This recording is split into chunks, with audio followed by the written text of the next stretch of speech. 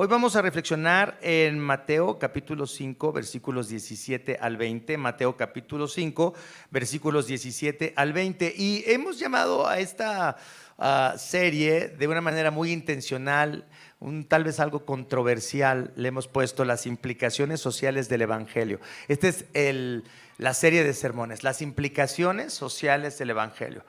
¿Qué implicaciones sociales tiene que nosotros seamos cristianos? Y esto es algo muy importante, porque normalmente se nos acusa de que en esta iglesia siempre hablamos solamente del pecado, de la redención, de la gracia, y nunca decimos qué es lo que tenemos que hacer. Sí decimos qué tenemos que hacer, pero si no pensamos en que lo que hacemos debe ser en respuesta a las buenas noticias del Evangelio, que no es solamente hacer por hacer buenas obras, trabajar por las personas que sufren, y eso está muy bien, pero es una implicación del Evangelio, nunca debemos de separarlo. Entonces, algo importante es que el título del sermón hoy es Justicia, la ley y la gracia. La ley y la gracia. En estas dos cosas vamos a estar pensando y vamos a reflexionar en este texto. Entonces voy a leer Mateo capítulo 5 de los versículos 17 al 20. Y dice así esta palabra del Señor: No malinterpreten la razón por la cual he venido. No vine para abolir la ley de Moisés y los escritos de los profetas. Al contrario, vine para cumplir sus propósitos. Les digo la verdad, hasta que desaparezcan el cielo y la tierra, no desaparecerá ni el más mínimo detalle de la ley de Dios hasta que su propósito se cumpla. Entonces, si no hacen caso al más insignificante mandamiento y les enseñan a los demás a hacer lo mismo, serán llamados los más insignificantes en el reino de los cielos. Pero el que obedece las leyes de Dios y las enseña será llamado grande en el reino del cielo. Les advierto, a menos que su justicia supere a la de los maestros de la ley religiosa y a la de los fariseos, nunca entrarán en el reino de los cielos. Esta es la palabra del Señor.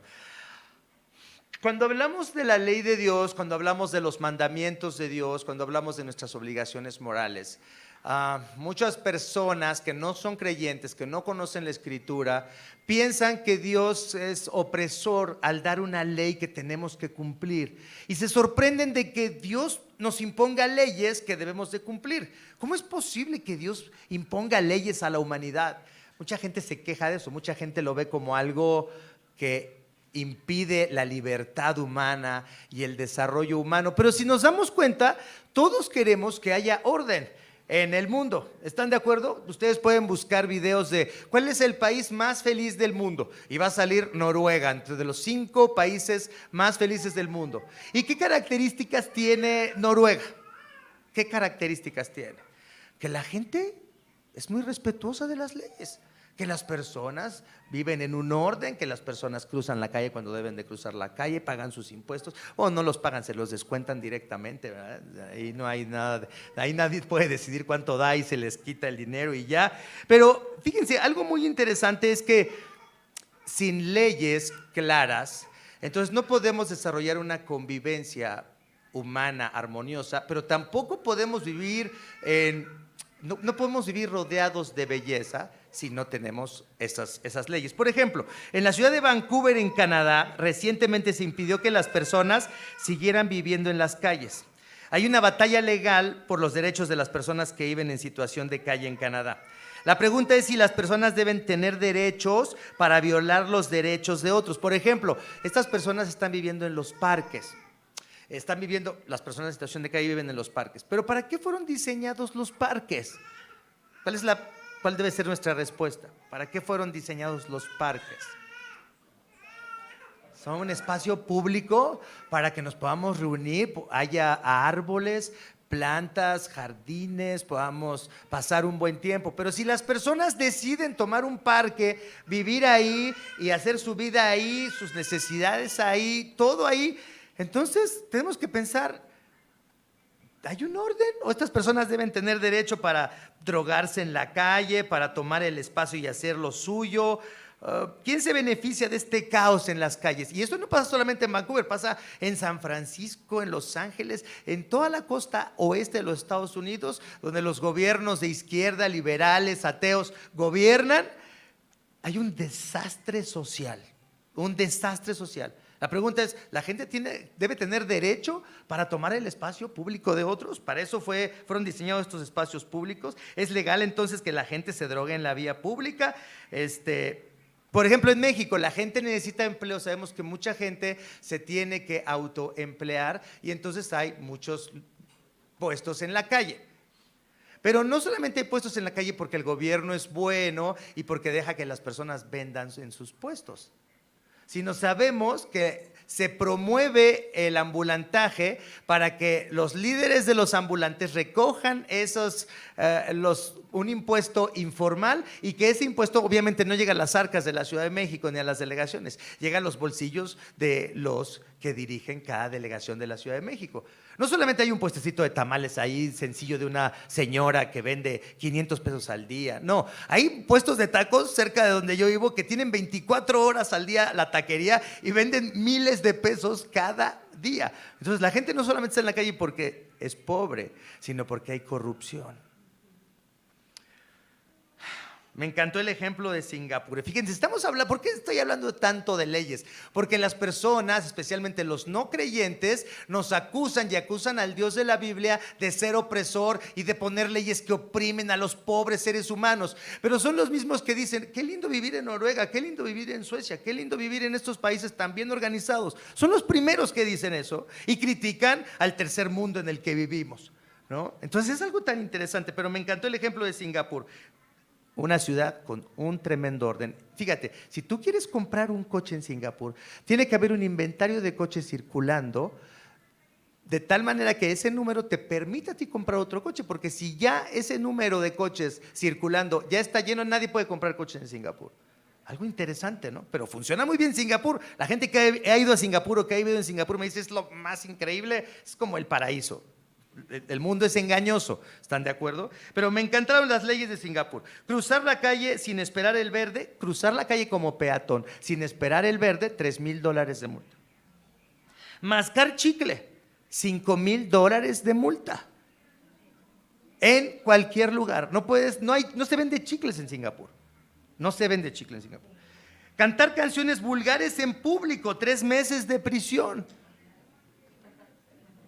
No habría gente, casi no habría gente en México.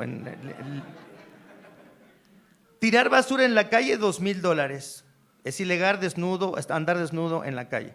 Robar wifi al vecino, 3 años de prisión. Escupir en la calle, $1,000. Pescar en lugares prohibidos, $3,000, pues es una ciudad portuaria, entonces $3,000 por pescar sin permiso. Usar o vender drogas, pena de muerte. Y no jalarle al baño en un lugar público, $1,000. Realmente, si somos sinceros, creyentes y no creyentes, vemos la necesidad de que haya leyes que ordenen nuestra convivencia. Necesitamos leyes civiles, necesitamos un orden social, un orden financiero que nos permita convivir de una manera civilizada. Pero fíjense, esto estamos de acuerdo todos, pero los no creyentes dicen, no, las leyes de Dios son opresivas. Pero si las analizamos, y es lo que vamos a hacer hoy, vamos a ver que las leyes de Dios no son opresivas, al contrario, nos permiten vivir con mayor libertad. Vamos a analizar 3 cosas hoy. Vamos a hablar del propósito de la ley, ese es el primer punto. Vamos a hablar de la obligación de la ley y vamos a hablar de la justicia de la ley. El propósito de la ley, la obligación de la ley y la justicia de la ley. Vamos al propósito de la ley. Recuerden que estas series que les hemos puesto, las implicaciones sociales del Evangelio, están basadas solamente en el Sermón del Monte. Estamos analizando ese capítulo 5 y 6 de Mateo, el Sermón del Monte. El propósito de la ley. Fíjense lo que dice Jesús en estos versículos con los que empezamos. Dice, no malinterpreten la razón por la cual he venido. No vine para abolir la ley de Moisés o los escritos de los profetas. Al contrario, vine para cumplir sus propósitos. Les digo la verdad, hasta que desaparezcan el cielo y la tierra, no desaparecerá ni el más mínimo detalle de la ley de Dios, hasta que su propósito se cumpla.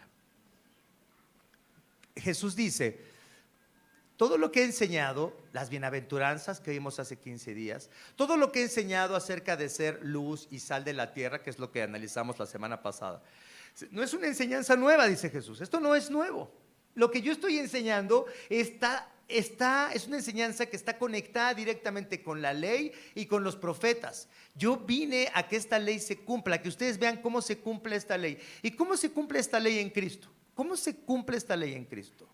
Se cumple de dos maneras. Número uno, Jesús es el único hombre, porque Jesús es verdadero Dios y verdadero hombre, y Jesús es el único hombre capaz de obedecer la ley de Dios.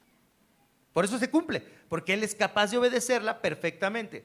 Y la otra cosa es que también cumple la ley y los profetas. ¿Por qué? Porque Jesucristo es el cumplimiento de todo lo que estaba en la ley que apuntaba hacia la salvación, hacia un redentor. ¿Cuál es el símbolo más común que encontramos en la ley de Moisés que apunta hacia Jesús? ¿Se acuerdan ustedes? En el Antiguo Testamento, piensa en el Antiguo Testamento. ¿Cuál es el símbolo más claro en la ley del Antiguo Testamento que apuntaba hacia Cristo? ¿El Cordero? El Cordero Pascual. Acabamos de terminar nuestras series en Éxodos y en Números, ¿no? Entonces, el Cordero Pascual es el símbolo, es la figura bíblica en el Antiguo Testamento que nos lleva directamente hasta Jesucristo cumpliendo su trabajo redentor, su trabajo, lo mismo que hizo el Cordero Pascual cuando fue sacrificado y se tuvo que poner la sangre en las puertas de los hogares de los israelitas en Egipto. Asimismo, ahora Cristo derrama su sangre, ¿para qué? Para que nosotros no recibamos juicio y condenación.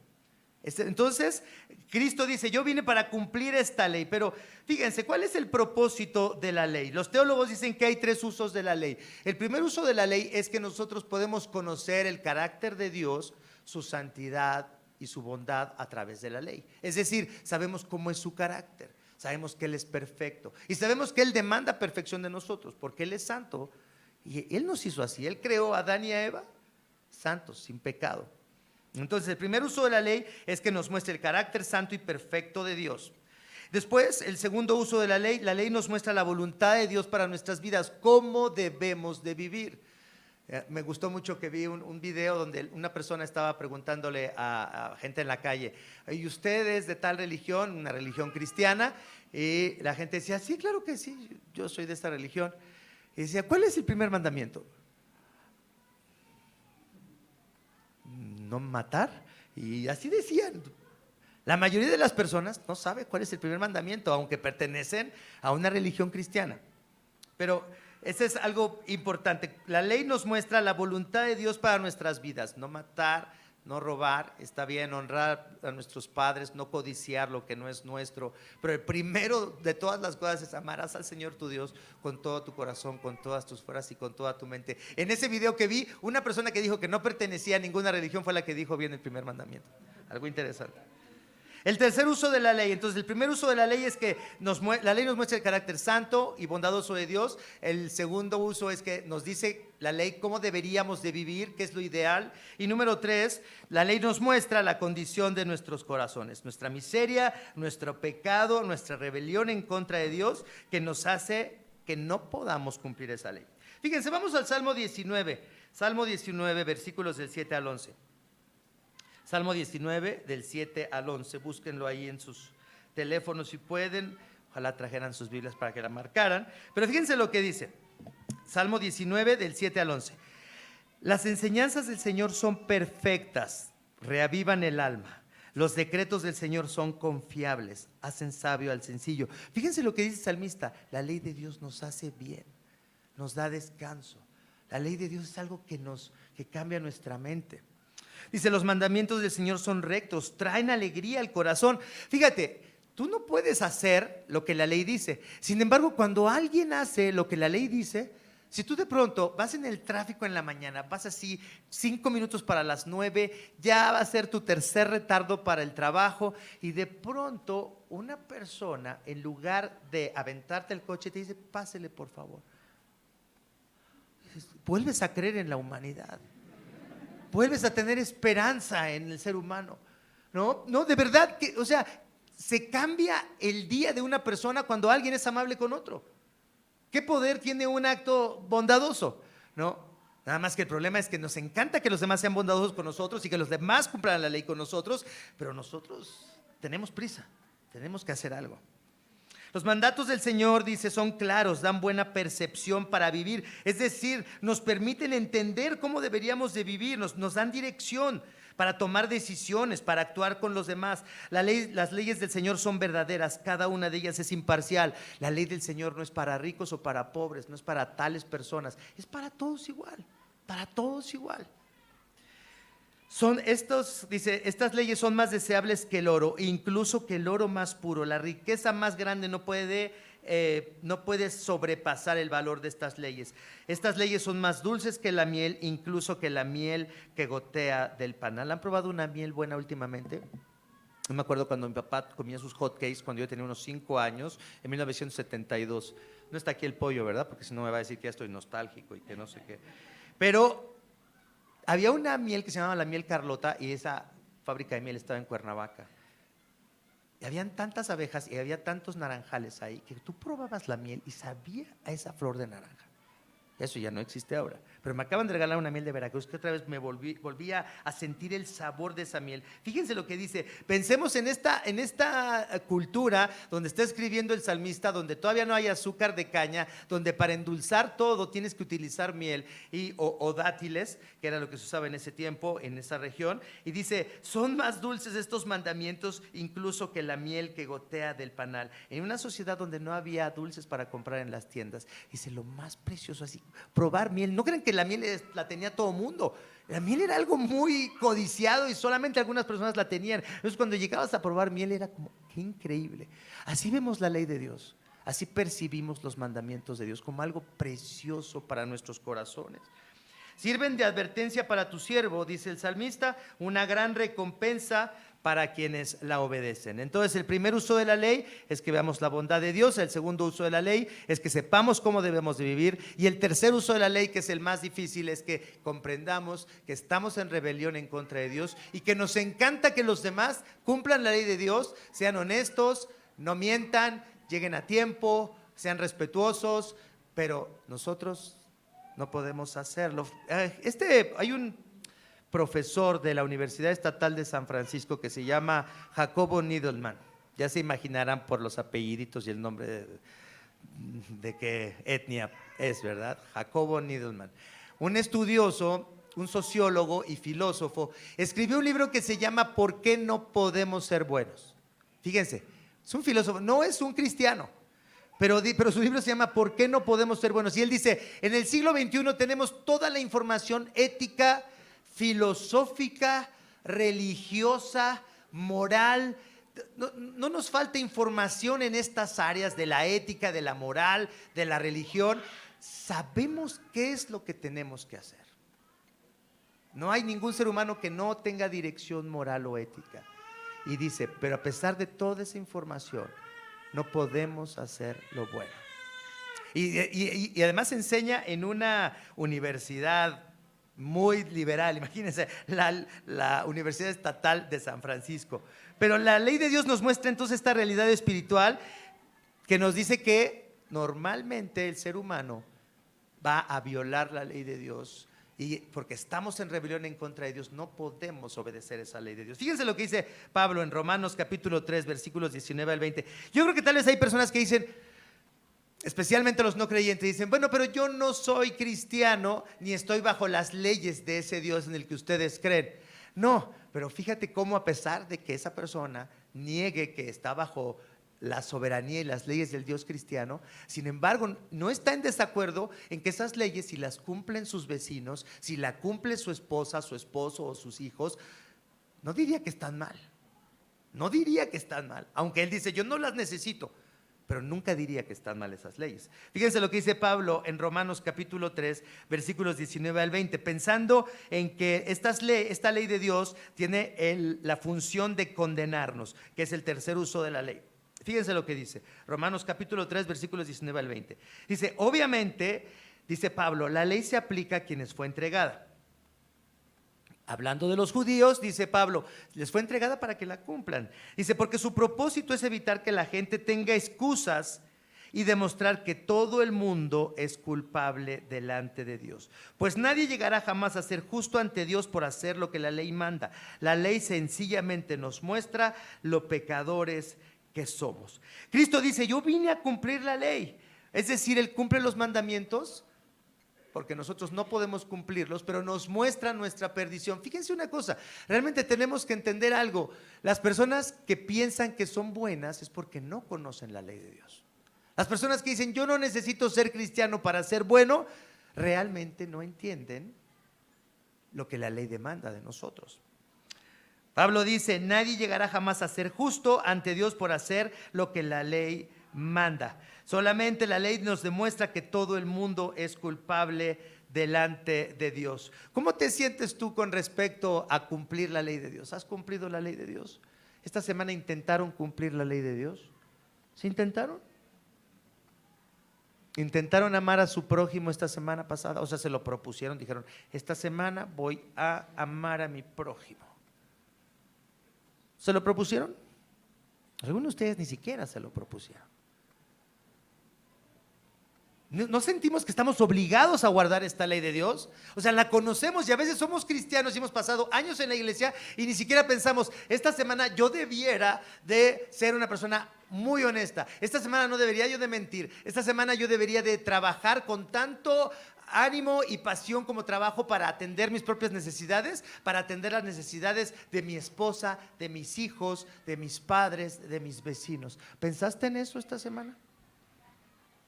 En atender las necesidades de los demás, así como quieres que tus necesidades sean atendidas. ¿Sí lo hicieron o no? Bueno, levanten la mano. No, no es cierto, no levanten la mano. Fíjense, este es el segundo punto. Ya vimos el propósito de la ley, pero el segundo es, estamos obligados a guardar esta ley. Fíjense, la obligación de la ley, dice el versículo 18 del pasaje. Entonces primero Cristo dice, yo vine a cumplir esta ley, y la cumple de dos maneras, obedeciéndola y con su persona cumpliendo todo lo que estaba profetizado acerca de él. Pero luego viene la obligación de la ley. Fíjense lo que dice el versículo 18, les digo la verdad, hasta que desaparezcan el cielo y la tierra, no desaparecerá ni el más mínimo detalle de la ley hasta que su propósito se cumpla. Es decir, el propósito de la ley es eterno. Estamos obligados a esta ley eternamente. Dice, entonces, si no hacen caso al más insignificante mandamiento y les enseñan a los demás a hacer lo mismo, serán llamados los más insignificantes en el reino del cielo. Pero el que obedece las leyes de Dios y las enseña será llamado grande en el reino de los cielos. Entonces, ¿cómo se puede minimizar la ley de Dios? Bueno, en primer lugar, ignorándola. En segundo lugar, lo que ahorita acabamos de ver, pensar que no estamos obligados a guardar la ley de Dios porque ya somos cristianos. Ya no debiera yo de tratar de obedecer la ley de Dios, de todas maneras ya está la gracia, ¿no? Cristo murió por nosotros. Entonces, ¿para qué guardamos la ley de Dios? ¿Estamos obligados o no? ¿Estamos bajo la gracia o no? Fíjense qué interesante, pero la gracia de Dios es lo que nos debe de llevar a la obligación moral de atender la ley de Dios. Es decir, porque Dios es bueno conmigo, porque Dios me perdona, porque me ha dado un Salvador que es Cristo Jesús y Él es bueno conmigo, eso debiera ser el poder en mi vida para ver que yo debiera ser bueno con otros, para ver que yo debería de honrar a Dios al amar a otras personas y atender sus necesidades. Eso es algo bien difícil. Es algo súper difícil. Vernos a cada uno de nosotros como instrumentos del amor de Dios, como obligados a amar a nuestro prójimo porque amamos a Dios sobre todas las cosas. Al menos es lo que decimos. ¿Te sientes obligado a amar a Dios sobre todas las cosas a pesar de la gracia que has recibido en Cristo? Dices cada semana, ¿estoy amando a Dios sobre todas las cosas? ¿Te has preguntado esto también esta semana? No solamente amar a tu prójimo, pero te preguntaste esta semana, ¿estoy amando a Dios sobre todas las cosas esta semana? Te voy a decir una cosa, si no has pensado en amar a Dios sobre todas las cosas y si no has pensado en amar a tu prójimo, estás minimizando la ley. Estás haciendo lo que dice aquí.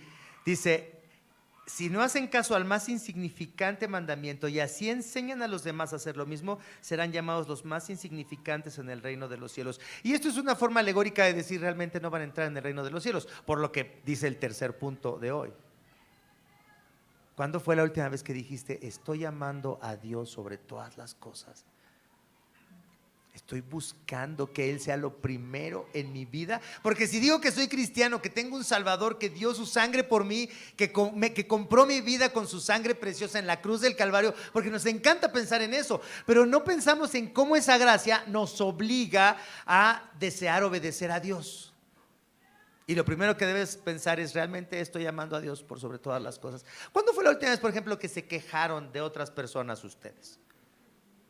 ¿Cuándo fue la última vez que se quejaron de otras personas? ¿Cuándo fue la última vez que te sentiste víctima porque piensas que eres un marido increíble, una esposa increíble y que no te mereces ese esposo, que no te hace caso, que no te soba los pies, que no te pone atención, y estuviste de mártir como esposa? Ay, mi marido. O: yo trabajo como un burro, yo siempre proveo para todos, soy un gran esposo. ¿Cuántas mujeres quisieran estar casadas conmigo? Y esta mujer no me valora. Bien que sabes.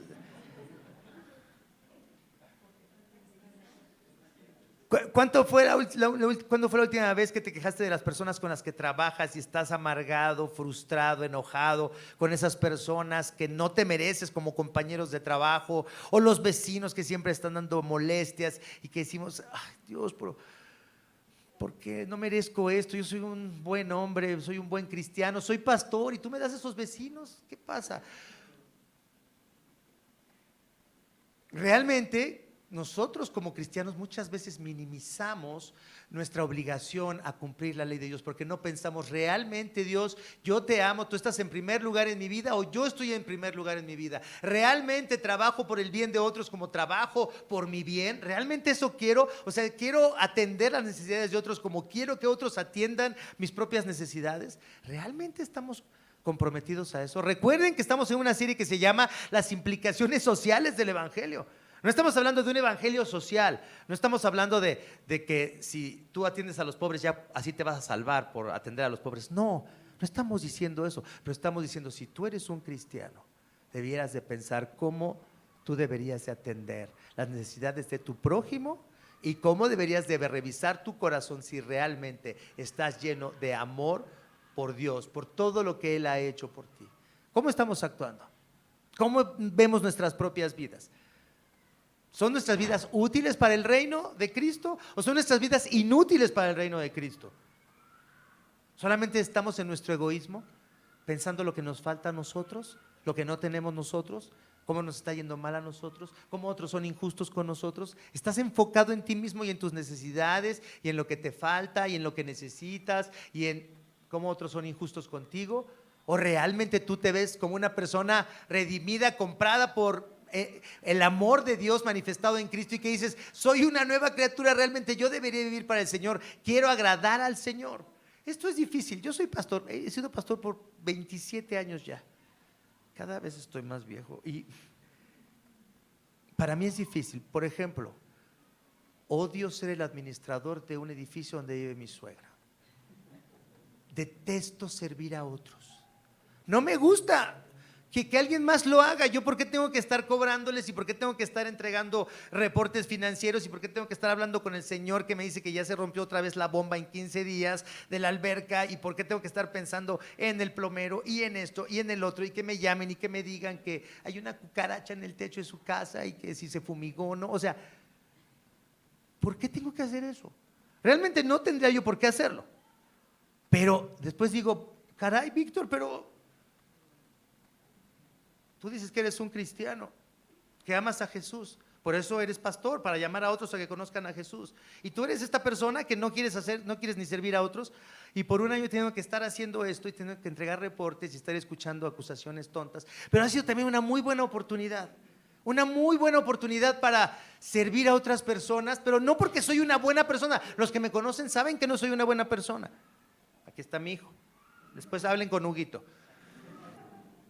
Pero no es que soy una buena persona, pero digo: qué oportunidad de servir a estas personas en el nombre de Jesús, pero no, fíjense, no porque soy bueno, sino porque digo: realmente Dios es bueno conmigo, realmente Dios es paciente conmigo, realmente Dios se ha portado increíblemente conmigo. ¿Por qué no debería yo de hacer algo por otros? ¿Qué lucha tengo? Es una lucha, pero fíjense, no proviene de mi bondad o de que me quiero sentir bien conmigo mismo. No es algo de que, miren, soy una buena persona, voy a ser buena persona para predicarles esto el domingo y usar una ilustración. No, no es para eso. Es realmente un compromiso sincero de decir, Señor, de verdad, eres tan bueno conmigo, ¿por qué soy tan egoísta? No he dejado de ser egoísta.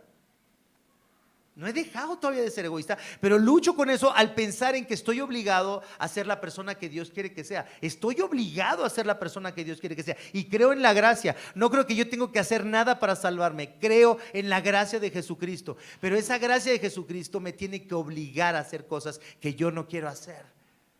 No porque tenemos que ser buenos cristianos y dar buen testimonio, no, sino realmente pensar en mi corazón, realmente valoro lo que Cristo ha hecho por mí. Tú tienes que pensar en esta mañana, realmente valoro lo que Cristo ha hecho por mí, y eso es lo que me está cambiando, o eso es lo que me está llevando a ser una persona distinta, porque valoro profundamente lo que Cristo ha hecho por mí. Eso es lo que me está haciendo cambiar.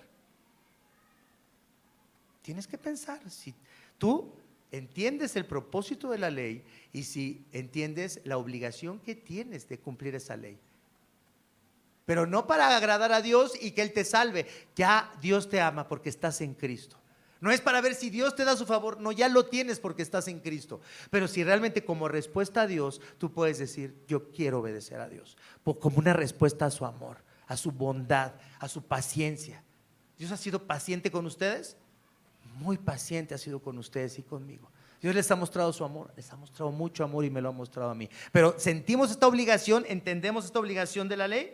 Entonces tenemos que pensar como no solamente la ley nos condena, pero también la ley es una obligación. Y bueno, ¿y para qué queremos obedecer a Dios? Porque queremos que la justicia de la ley se cumpla. Fíjense lo que dice aquí, versículo 20, dice, les advierto, dice Jesús, a menos que su justicia supere a la de los maestros de la ley religiosa y a la de los fariseos, nunca entrarán en el reino del cielo.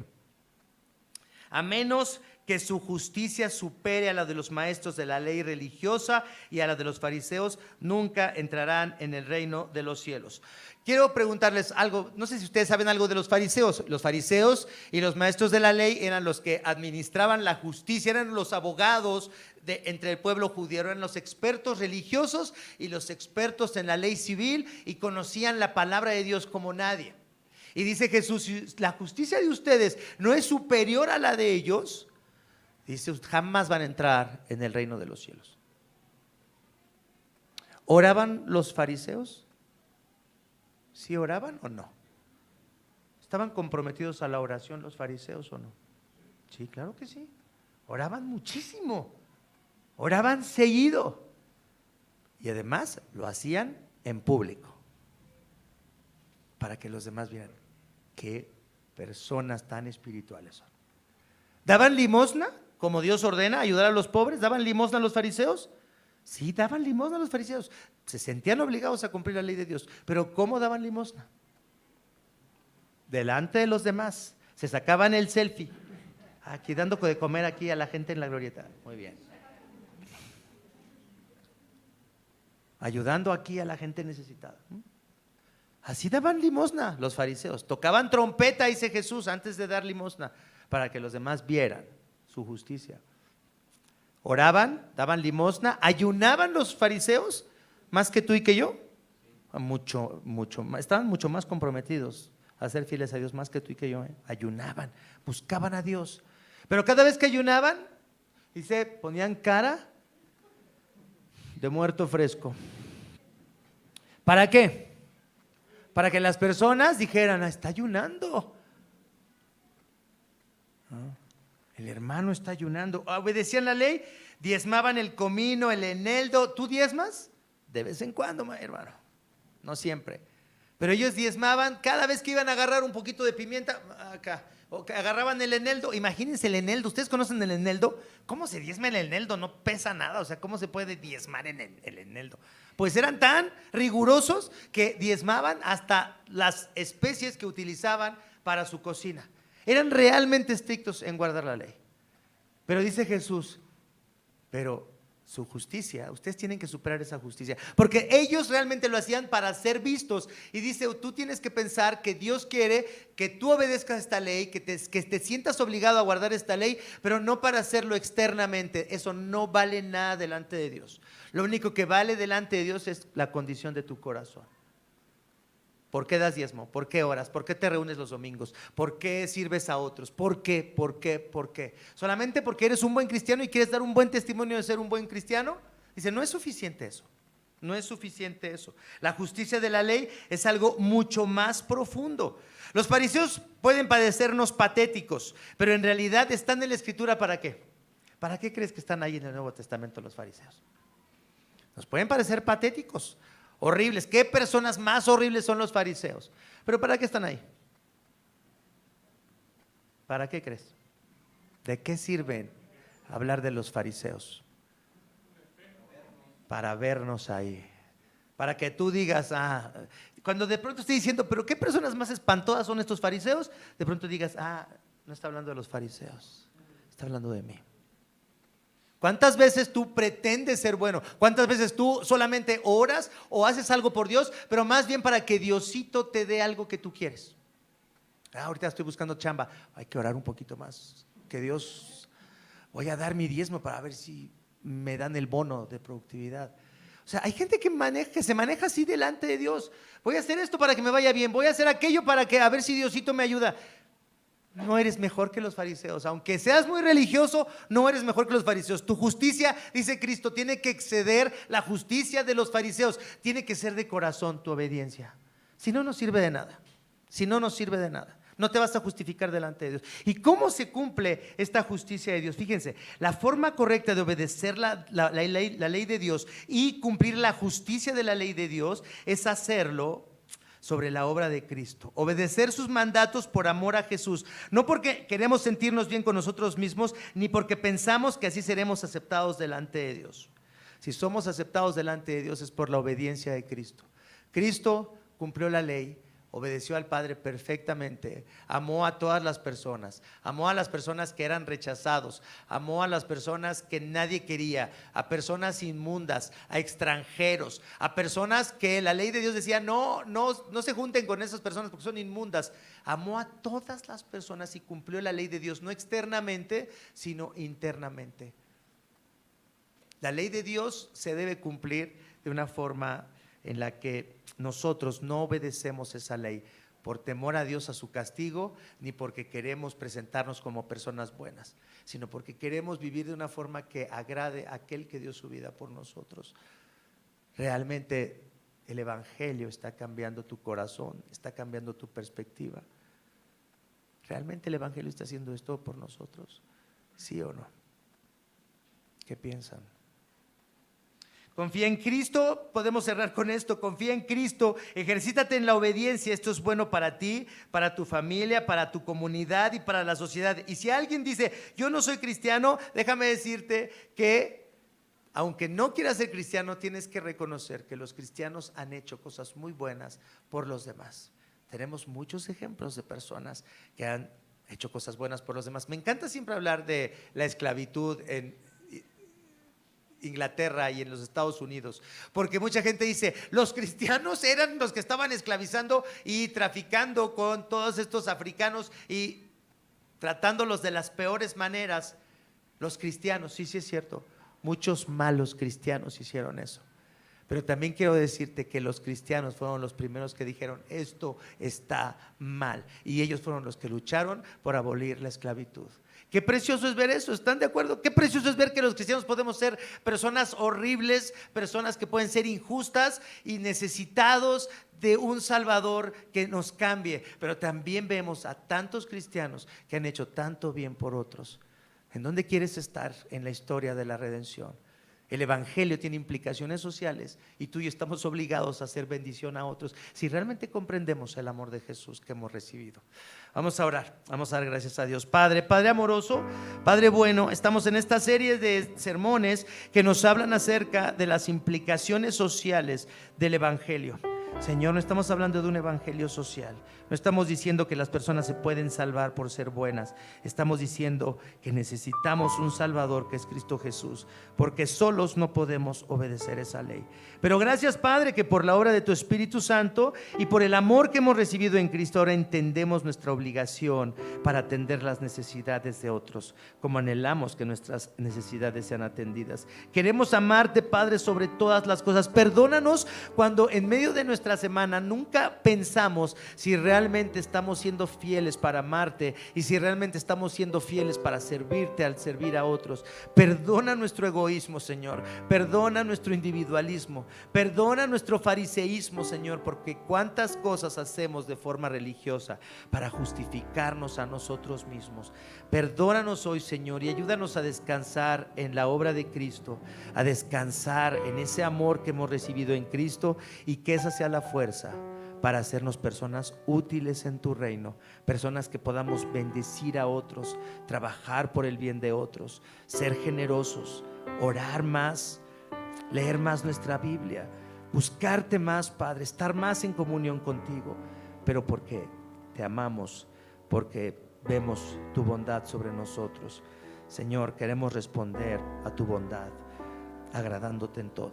Bendícenos, Padre, usa tu iglesia como un testimonio para aquellos que no te conocen. En el nombre de Cristo oramos, amén.